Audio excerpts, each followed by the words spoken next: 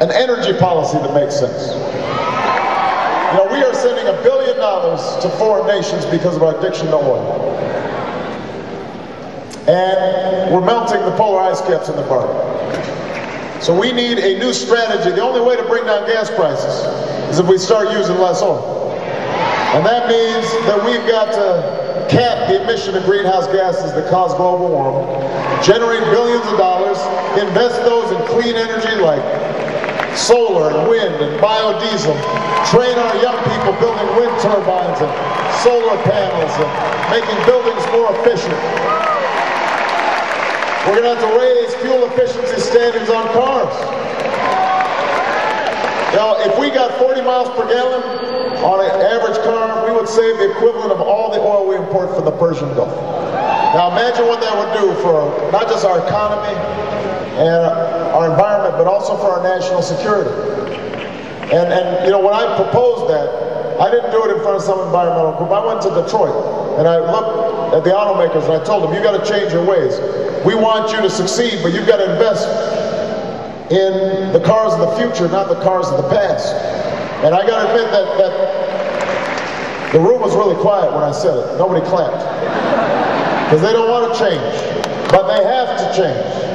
And I don't mind that they didn't clap because, you know, one of the things you need from the next president is somebody who will not just tell you what they think you want to hear, but will tell you what you need to hear, will tell you the truth. That is the kind of president I want to. If you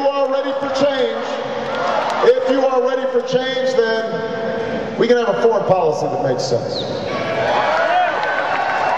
You know, my job as Commander-in-Chief will be to keep you safe. And I will not hesitate to do whatever it takes to accomplish that task. I won't hesitate to strike against those who would do us harm. But you know what? Keeping you safe means maintaining the finest military on earth. And that means equipping our troops properly and training them properly and putting them on proper rotations so they have rest and their families get relief. And it means treating our troops properly when they come home. No more homeless veterans. No more begging for disability payments. No more driving for miles to get to the VA. Treat our veterans with respect. Treat our veterans with dignity. They have earned it.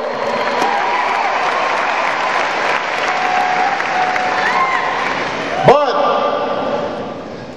part of keeping you safe is not just maintaining a strong military, it also means using our military wisely. And let me tell you, the war in Iraq was unwise. It was an unwise war. It distracted us from going after our real enemies, Al-Qaeda in Afghanistan, those who killed 3,000 Americans. It fanned the flames of anti-American sentiment. It has cost us hundreds of billions of dollars, soon trillions of dollars.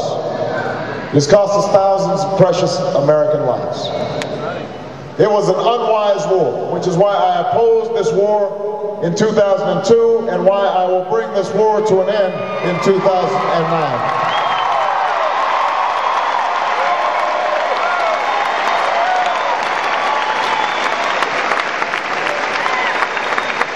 I don't want to just end the war, I want to end the mindset that got us into war.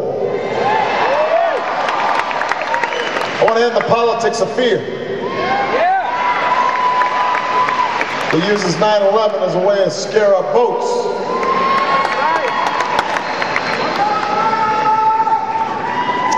In which, I just wanted to take a little moment, since we're talking about the politics of fear.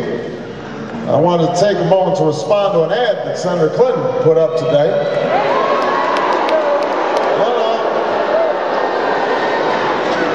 Here the ad says, who do you want answering the phone in the White House when it's 3 a.m. and something has happened in the world?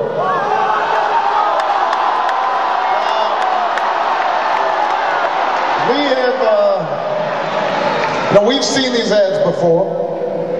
They're usually the kind that play on people's fears and try to scare up votes. But it won't work, because the question is not about who's picking up the phone. The question is, what kind of judgment will the person who answers the phone have?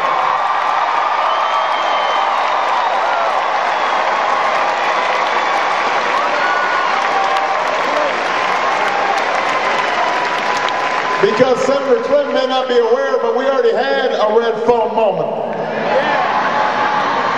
It was the decision to invade Iraq. And Senator Clinton picked up the phone and gave the wrong answer.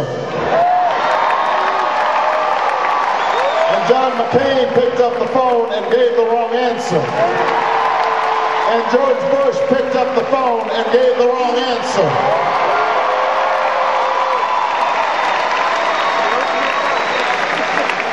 I stood up and I said this war in Iraq would cost us billions of dollars and thousands of lives. I said it would distract us from the real threat we faced.